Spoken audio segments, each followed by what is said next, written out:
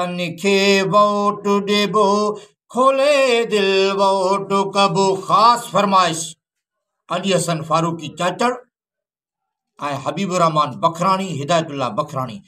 जेयू आए जागी उम्मीदवार, अथी वफ़ादार, तन खे वोट ॾिबो, खोले दिल वोट कबो।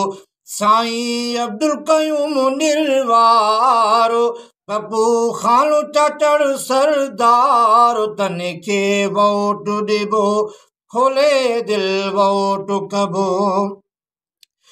जमियत वारा माण्हू प्यारा, कुर्बन वारा दोस्त दुलारा।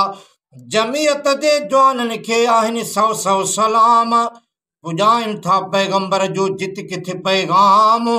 तोड़ूं तकवा में था रहनि मिठड़ा मस्त मुदाम, हाणे 8 ई पार इस्लाम अथनि अंदर में हिज़बण चवे।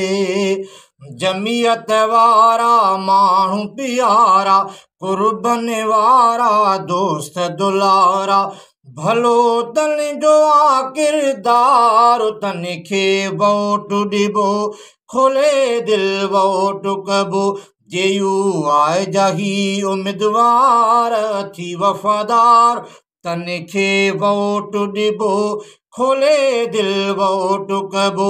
साईं अब्दुल क़यूम निर्वारो, बब्बू खानो चाचड़ सरदार, तन खे वोट ॾिबो, खोले दिल वोट कबो। आज़मायल खे नाहे आज़माइबो, आज़मायल खे नाहे आज़माइबो, माण्हू भले सां पेचो पाइबो। अब अगला बि त असांजा यार आज़मायल अथव न, खणी हिन भेरे हिननि ॿिन्हिनि खे बि आज़मायो। तॾहिं शाइर लिखियो, आज़मायल खे नाहे आज़माइबो, माण्हू भले सां पेचो पाइबो। चूंडियो माण्हू सुठा पाइदार, तन खे वोट ॾिबो, खोले दिल वोट कबो।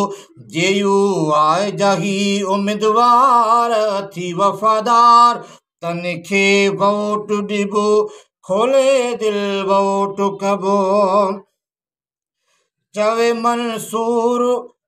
मंसूर क़ौम जी मजबूरी, हिन भेरे जमियत आहे ज़रूरी।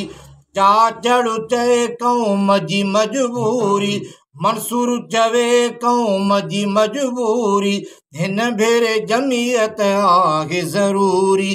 कंदो मदद रब सतारो, कामयाब थींदा यार, तन खे वोट ॾिबो, खोले दिल वोट कबो। जेयू आए जाही उम्मीदवार, थी वफ़ादार, तन खे वोट ॾिबो, खोले दिल वोट कबो। साईं अब्दुल क़यूम निर्वारो, बब्बू खानो चाचड़ सरदार, तन खे वोट ॾिबो, खोले दिल वोट कबो।